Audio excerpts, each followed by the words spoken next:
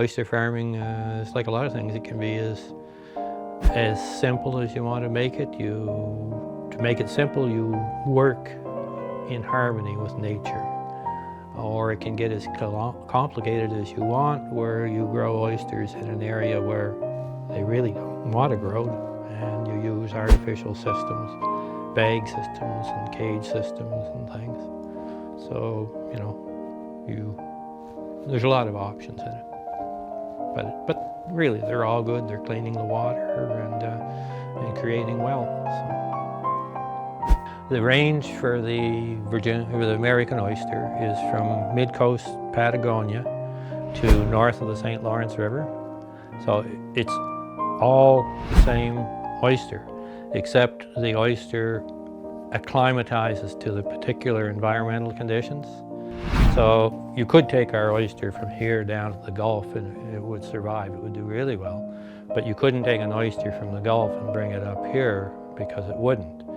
Oysters in the Gulf, they'll feed the year round, whereas the ones up here, they will stop feeding at about 5 degrees Celsius and they'll go into a hibernation for 4 or 5 months. Yeah, it's a good product. It's a good product. I don't run down anyone else's product. I don't believe in doing that. But ours is a very good product. They're a cleaner of the water. You can take a bad environment, put shellfish, oysters, or clams, or scallops, or any bivalve in there, and that will remove the excess algae from the water. And the algae is taking the nitrates out of the water. The shellfish will take the algae, they put it into meats. If the environment is good, then meats can be sold. Well, if you have the right system. Now ours is all based on working in harmony with the bay out there.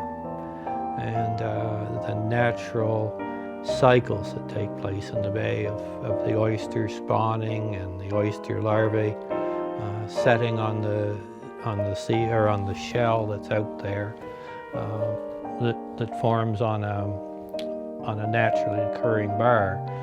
And the starfish don't kill it off because the bar is out of the water during enough of the tide cycle.